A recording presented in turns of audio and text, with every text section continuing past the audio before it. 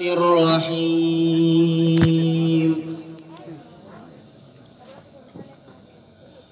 الحمد لله رب العالمين، والصلاة والسلام على سيد الأنبياء والمرسلين وعلى آله وأصحابه وأهل بيته أجمعين.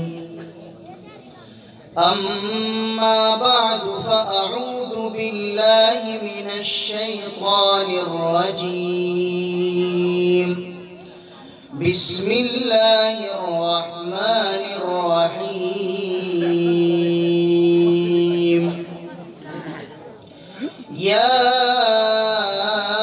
أيها الذين آمنوا ادخلوا في السلم كافة ولا تتبعوا خطوات الشيطان إنه لكم عدو مبين. صدق الله العظيم. وقال النبي صلى الله عليه وسلم: شعبان شهري ورمضان شهر الله، أو كما قال عليه الصلاة والسلام. اسلامی ترتیب کے اعتبار سے شعبان المعظم 8واں ایک بابرکت اور مقدس مہینہ ہے۔ اللہ تعالیٰ نے اس مبارک مقدس اور بابرکت مہینے میں اپنے بندوں اور بندیوں کے لیے بہت سی خیریں اور بھلائیاں رکھی ہیں۔ ہمارے اکابر اسلاف اس مہینے کی قدردانی کیا کرتے تھے، بڑے اہتمام کے ساتھ ماہ مبارک اور ماہ شعبان المعظم کو گزارا کرتے تھے۔ چنانچہ حضرت انس رضی اللہ تعالیٰ عنہ بیان فرماتے ہیں کہ جیسے ہی شعبان المعظم کا مہینہ داخل ہوتا تھا، حضرات صحابہ اکرام قرآن کریم کی زیادہ تلاوت فرمانے میں لگ جایا کرتے تھے۔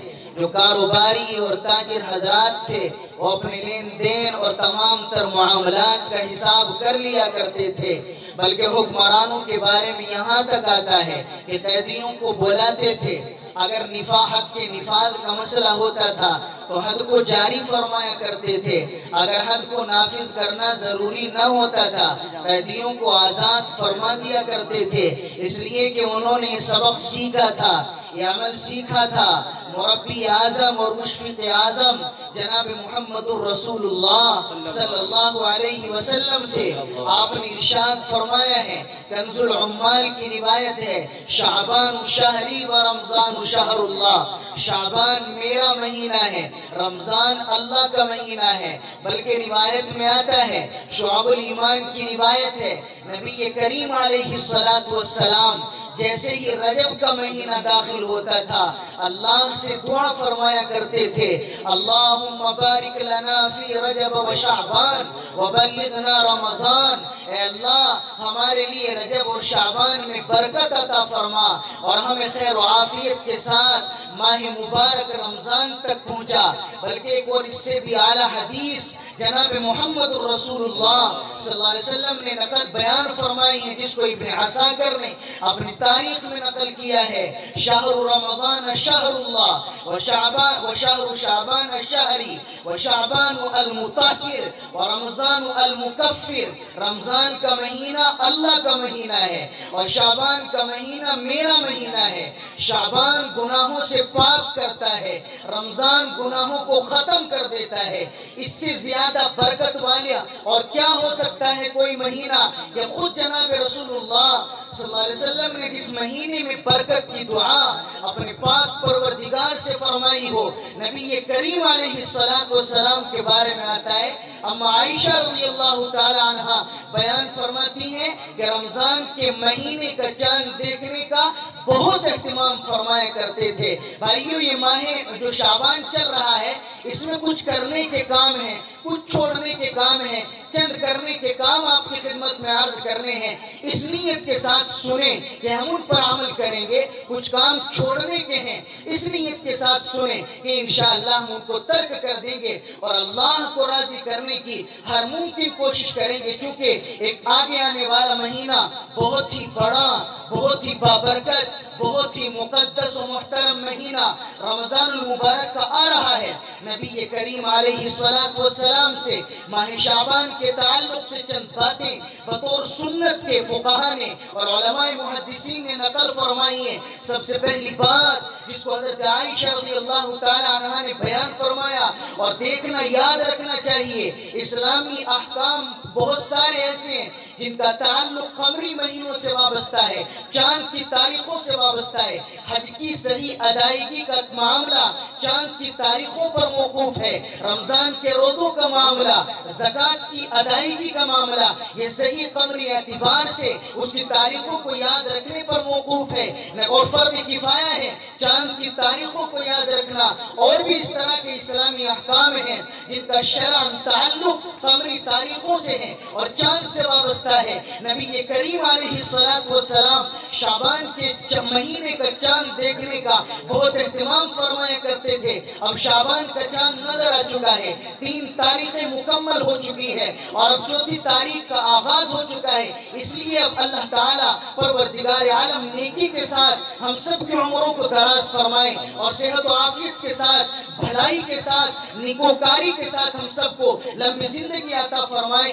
آئندہ جب زندگی میں شعبان کا مہینہ آئے، آپ حضرات شعبان کے چاند دیکھنے کا اہتمام فرمائیں۔ حضرت عائشہ فرماتی ہے کان رسول اللہ صلی اللہ علیہ وسلم یتحفظ فی ہلال شعبان ما لا یتحفظ من غیرہ۔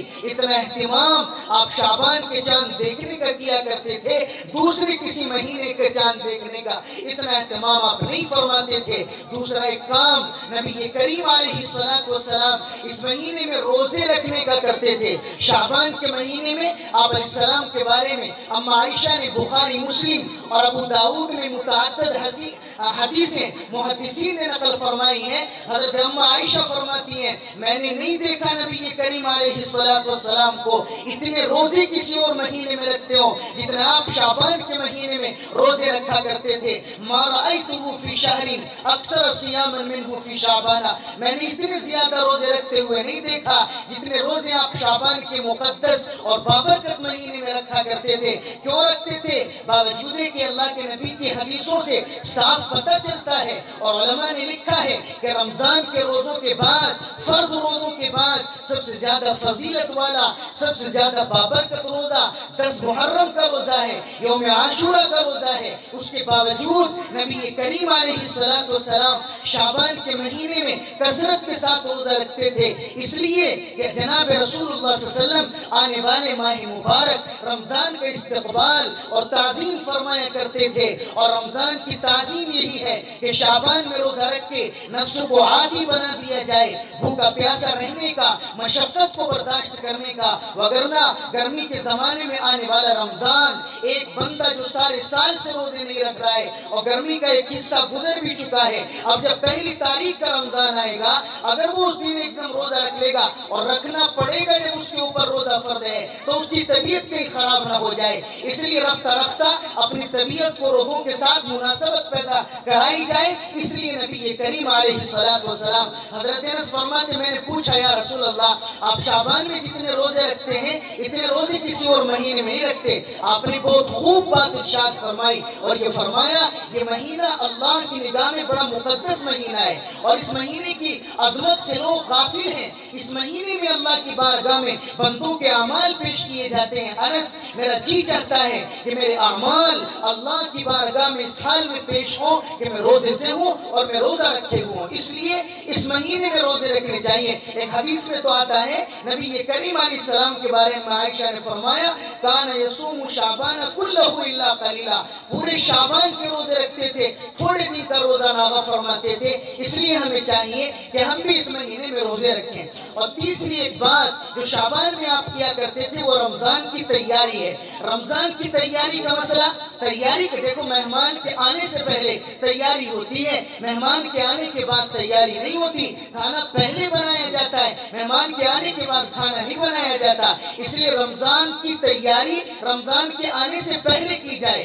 اور رمضان کی تیاری کیا ہے؟ اپنے معمولات کو نظام الاوقات بنائیے گا اور متعین کیجئے گا، مجھے فلاں وقت میں فلاں کام کرنا ہے، فلاں وقت میں فلاں کام کرنا ہے۔ وہ تلاوت قرآن کریم اس وقت کرنی ہے، اتنی تسبیحات پڑھنی ہے، اتنے اذکار کرنے ہیں، اتنے نوافل پڑھنے ہیں، یوں اللہ کے سامنے دعائیں مانگنی ہے۔ اوابین کی عادت بنائیں، چاشت کی عادت بنائیں، اشراق ہے، چاشت ہے، اوابین ہے، اور تہجد کی نماز ہے، اور دیگر فرائض اور نوافل اور سنن پابندی کے ساتھ آپ لگ جائیں، رمضان کی تیاری میں لگ جائیں۔ نبی کریم علیہ السلام اور آپ کے صحابہ رمضان کے آنے سے پہلے یوں رمضان کی تیاری کیا کرتے تھے۔ اس لیے آپ سے بھی حضرات سے یہ عاجزانہ درخواست ہے، آپ بھی آنے والے ماہ مبارک کے استقبال میں اپنے معمولات کو مرتب فرما لیں، مجھے کس وقت کیا کرنا ہے، کس وقت کیا کرنا ہے۔ دیکھو ایک رات آتی ہے شعبان میں جس کو 15ویں شعبان کی رات اور شب برات کہا جاتا ہے، اس کو لیلۃ المبارکہ بھی کہا گیا، لیلۃ البرات بھی کہا گیا، لیلۃ الرحمت بھی کہا گیا، لیلۃ الصدق بھی کہا گیا۔ یہ سارے نام علامہ سید محمود آلوسی بغدادی رحمت اللہ علیہ نے تفسیر روح المعانی میں نقل فرمائے ہیں۔ یہ بہت برکت والی رات ہے، یہ بہت عظمت والی رات ہے۔ نبی کریم علیہ السلام نے ارشاد فرمایا، اما عائشہ کی روایت ہے مشکاۃ شریف میں، آپ نے پوچھا عائشہ سے، جانتی ہو اس رات میں کیا ہوتا ہے؟ حضرت عائشہ نے معلوم کیا، یا رسول اللہ آپ جانے، اللہ اور اللہ کا رسول زیادہ بہتر جانتے ہیں۔ اللہ کے نبی نے جواب دیا، یہ وہ رات ہے جس میں آئندہ آنے والے ایک سال میں جتنے بچے پیدا ہوں گے تمام کو لکھ دیا جاتا ہے، کتنی اموات ہوگی سب کو لکھ دیا جاتا ہے، کس کو کتنا رزق ملے گا یہ بھی لکھ دیا جاتا ہے، اور کس کے لیے کیا سامنے حالات آنے والے ہیں تمام تر بایو ڈاٹا اس شب میں لکھ دیا جاتا ہے، اور پھر شب قدر میں فرشتوں کے حوالے کر دیا جاتا ہے۔ اس لیے اس رات میں خوب عبادت کرنی چاہیے۔ نبی کریم علیہ السلام کے ایک بہت بزرگ اور مقدس صحابی حضرت علی بن ابی طالب کی روایت ہے، حضرت فرماتے ہیں، اذا كان ليلة النصف من شعبان فقوموا ليلها وصوموا نهارها فإن الله عز وجل ينزل فيها لغروب الشمس إلى سماء الدنيا فيقول ألا من مستغفر فأغفر له وألا من مسترزق فأرزقه ألا مبتلا فأعافيه ألا كذا حتى يطلع الفجر۔ جب 26 شعبان کی رات آتی ہے جس کو ہم شب برات کہتے ہیں، جس کو ہم برات کی رات کہتے ہیں، نصف شعبان کی رات، اس رات میں اللہ تعالیٰ دیکھو ایک اللہ کا دستور ہے، ایک سنت ہے اللہ تعالیٰ کی، روزانہ رات میں نزول جلال فرماتے ہیں آسمان دنیا پر۔ بعض روایات میں آتا ہے کہ رات میں تشریف لاتے ہیں، کسی روایت میں ہے کہ رات کے پہلے پہر میں تشریف لاتے ہیں، کسی روایت میں ہے رات کے آخری پہر میں تشریف لاتے ہیں۔ لیکن اس شب کی عظمتوں کا کیا ٹھکانہ، اور نصف شعبان کی شب کی عظمت کا کیا کہنا کہ غروب آفتاب کے بعد اللہ تعالیٰ آسمان دنیا پر جیسے کہ ان کی شان ہے تشریف لاتے ہیں اور صدائیں لگاتے ہیں، ہے کوئی بیمار، ہے کوئی پریشان حال، ہے کوئی روزی کا مارا ہوا، روزی سے پریشان، جس کے کاروبار میں دقت ہو، جس کو بیماری کی دقت ہو، جس کو پریشانی کی دقت ہو، اور کوئی گناہوں کی معافی کا طالب ہو، کوئی توبہ کرنے والا ہو،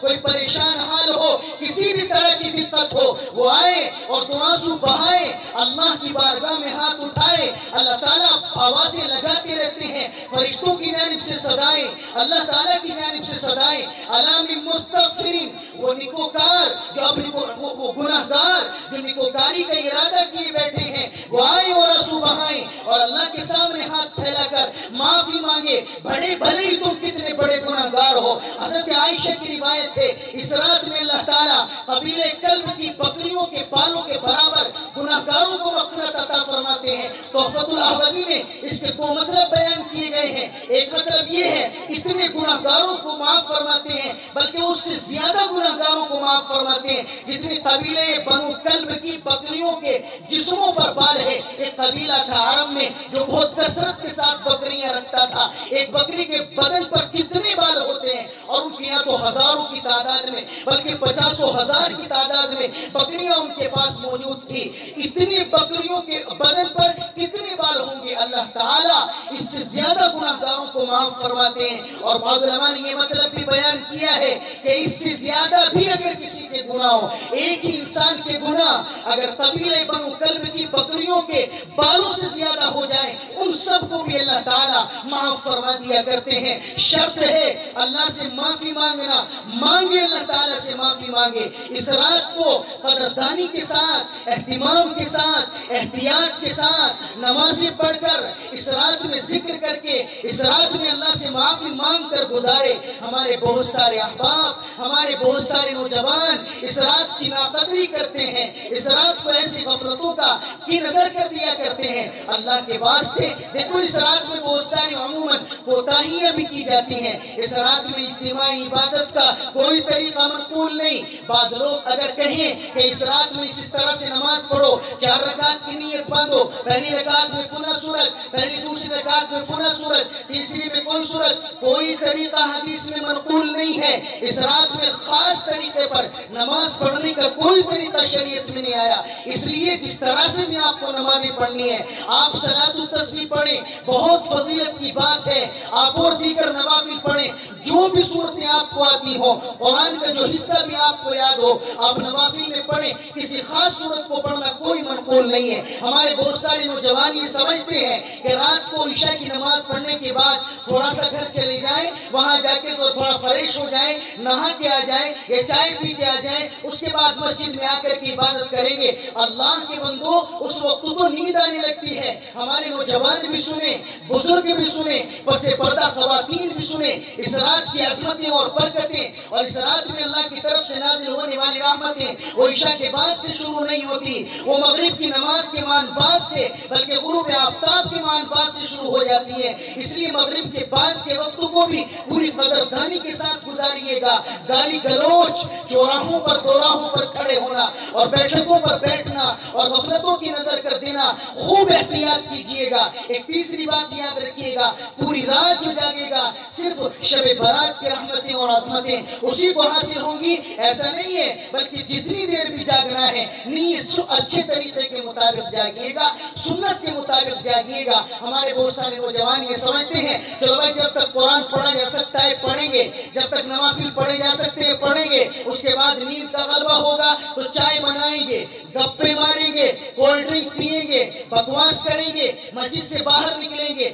بہتر تھا آپ حضرات اپنے گھر جا کے عشاء کی نماز پڑھ کے سو جاتے، نہ کرتے آپ اس انداز پر عبادت. یہ تو عبادت کم کی آپ نے، گناہ زیادہ کما لیا. اجتماعی طریقے پر جمع ہو کر مسجد میں عبادت کرنا اس شب میں کہیں اسلاف و اکابر سے منقول نہیں ہے. اس لیے آپ نمازیں پڑھیں اور بے شک دھیان کے ساتھ اور خوب توجہ کے ساتھ پڑھیں، لیکن اکٹھے ہو کر کے جب احباب ویسے ہی بغیر کسی کے بلائے ہوئے اکٹھے ہو جائے تو اپنی تنہا نمازیں پڑھتے رہیں. نہ جماعت کی نماز منقول ہے، نہ اکٹھا کر کے کوئی عبادت کرنا منقول ہے.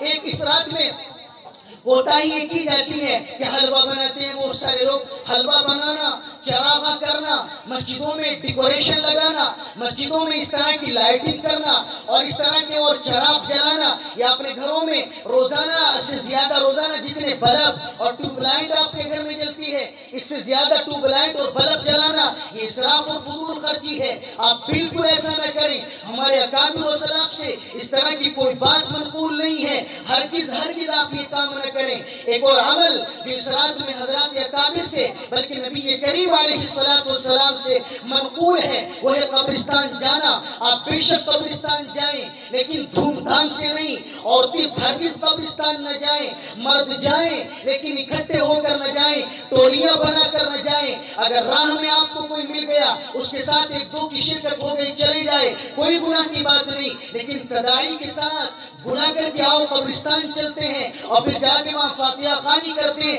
کوئی شریعت میں طریقہ مقبول نہیں. ہمارے زمانے کے شیخ الاسلام حضرت مولانا مفتی تقی عثمانی صاحب دامت برکاتہ العالیہ اپنے والد ماجد حضرت مولانا مفتی شفیع صاحب نور اللہ مرقدہ کا ایک ملفوظ نقل فرمایا کرتے ہیں. وہ فرماتے ہیں کہ میرے والد ماجد فرمایا کرتے تھے، شریعت کے مزاج اور مزاج کی رعایت کرنا یہ ہمارے اکابر طاہر کا مخصوص ظرف تھا اور مخصوص وصف تھا. نبی کریم علیہ السلام سے ساری زندگی میں شب برات صرف ایک مرتبہ جانا منقول ہے. آپ بھی ایک مرتبہ چلے جائیے گا, کوئی حرج کی بات نہیں ہے, کوئی گناہ. ہر مرتبہ جانے کو لازم سمجھنا صحیح نہیں ہے. آپ ہر مرتبہ جائیں چلے جائیں, لازم سمجھنا صحیح نہیں ہے. شریعت میں جو کام جس درجے میں منقول ہے, آپ شریعت کے اس کام کو اسی درجے میں رکھیے گا. اس میں اپنی طرف سے خرافات اور بدعات کو شامل کر کے اس مسنون عمل کو خراب مت کیجیے گا. اس لیے خاص طور سے آپ رمضان کی تیاری کریں. ایک دو بات اور آخری عرض ہے